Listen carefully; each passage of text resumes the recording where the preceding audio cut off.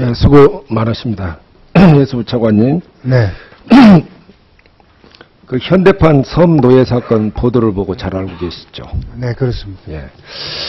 제가 2006년, 7년 임자도라는 섬에서 한 12사람 정도 인간 이하의 생활을 시키면서 새벽 4시부터 밤늦게까지 일을 시키는 걸 봤어요.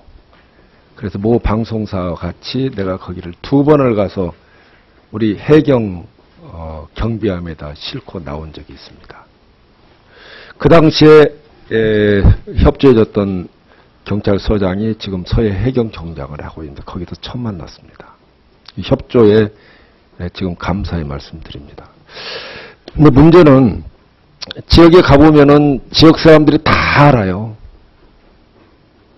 그래서 그 주인집 아들이 빨간 모자 나타났다면 발발발 떨어요. 무서워서 이 사람들이 어쩔 줄을 몰라요. 왜 그렇게 무서워하겠습니까? 폭력을 쓰니까 무서워요. 그래서 그 사람들 있는 데서 말을 증언을 제대로 못해요. 근데 지역 사람들은 다 합니다. 그래서 제가 그 당시에 많은 계획을 했어요. 면사무소에 가봤더니 자, 그의 온갖 형태는 다 기초생활수급자, 장애인 수당, 심지어 진단서가 날짜도 없는 진단서를 가지고 그분들 장애인이다 해서 돈을 받아요. 그래서 제가 그 당시에 이 복지제도가 문제가 있다고 그래서 개혁도 하고 또 데려다 놓았는데 또다시 또 들어가고 또 문제가 또 생기고 그래서 또 들어갔었습니다. 2010년도에는 쌍마도에 들어갔어요. 쌍마도. 근데 거기는 미리 헬기를 떼어서 다 협조대가 들어갔는데 어떻게 알았는지 바다로 다 일하러 나가버리고 없어요. 바다로. 만날 수가 없어요. 정부가 이렇게 누설이 많이 듭니다. 그래서 거기에 또 한 사람을 만났어요. 만났는데 문제는 우리 법적인 미비점. 그걸 본인의 동의가 없이는 데리고 나올 수가 없어요. 그런데 무서워서 본인이 동의를 안 합니다. 절대로 안 합니다. 주인만 보면 발발발 떱니다. 다 지역의 유지고 인척관계가 다 맺어져 있는 사람들입니다.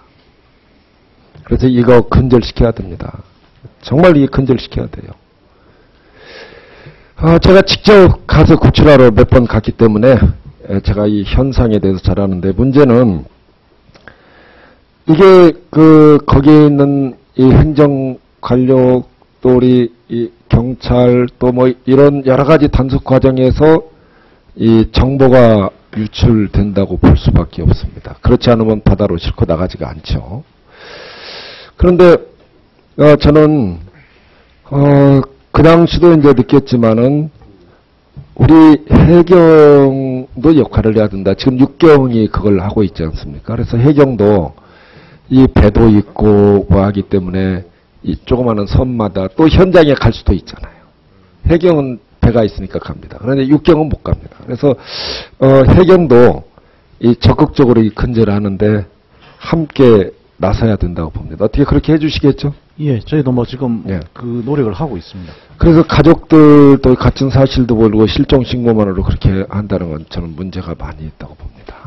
그리고 이게 뭐 지금 시간이 없어 그런데 해야 될 뭐 질의할 게 너무 많아요. 굉장히 해양 플란트 사업 이거 인력 양성하는데 소중하죠? 네, 그렇습니다. 이 상선 만들면 이익이 안 남죠. 그래서 해양 플란트 사업으로 옮겨가고 있죠. 그래서 정부도 그 중요성을 인정을 하는데 그 2010년에 1,452억 달러에서 10년 후에 이제 10년 동안 보면은 2020년에 3,275억 달러로 이렇게 계획하고 있죠.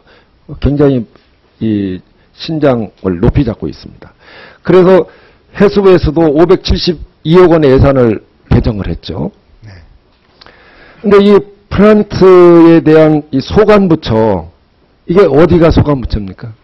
그거는 회법 체계로 저희들이 운영을 하고 있습니다. 지금 이게 상당히 여러 가지로 이제 이게 굉장히 복잡한 것 같아요. 그 인터뷰를 해보면은 소관부처가 이제 명확치가 않고 또 얘들을 어느 분야로 진출시켜야 될지 또한 이제 그 상선 같은 거라든가 또 우리 과다한 경쟁으로 이익도 많이 못 남기고 있고 그래서 이런 건 상당히 문제라고 생각합니다.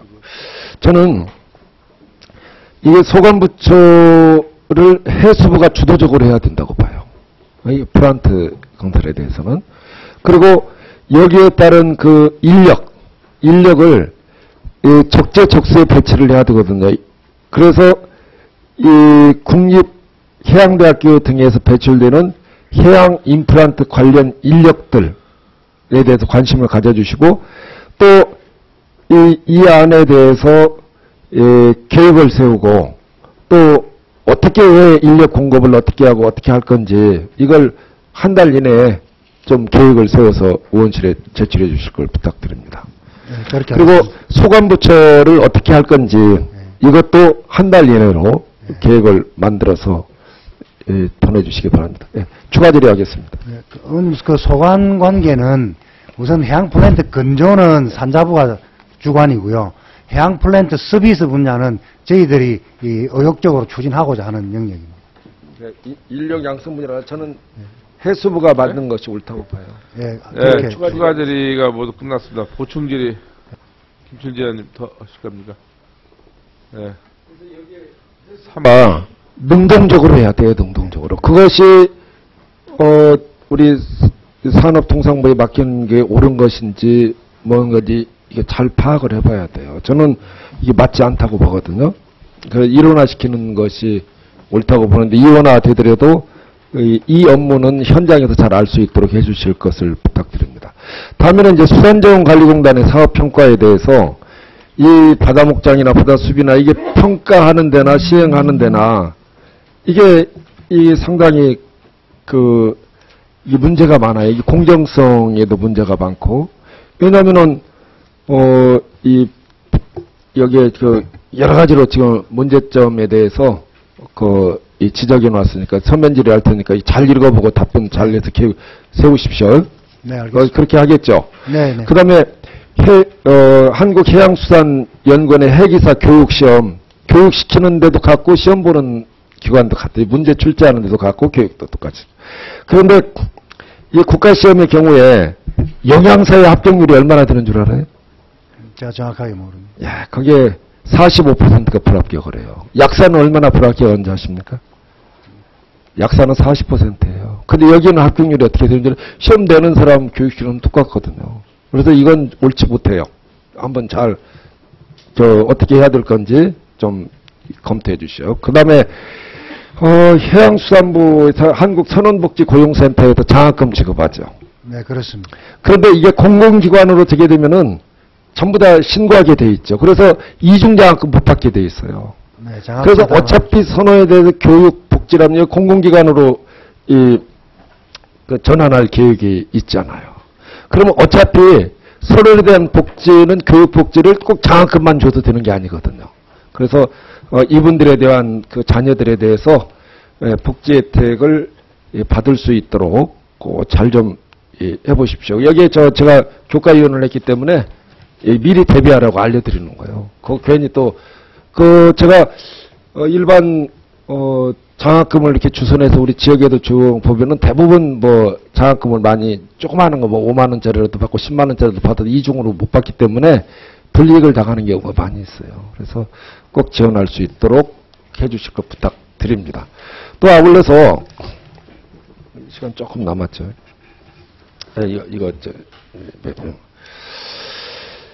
수산과학원의 이제 인사조직도 보면은 그거 잘 살펴보시고 행정조직과 연구조직 간의 상유직 문제 또 여러 가지 그런 문제점들이 있어요. 그래서 이것도 좀 잘 좀 보시고 어떻게 검토해 주시겠죠? 일일이 제가 여기서 하는 것보다는 서면 질의로 충실하게 잘 좀 대충 하면 안 됩니다. 네, 알겠습니다. 그 이상.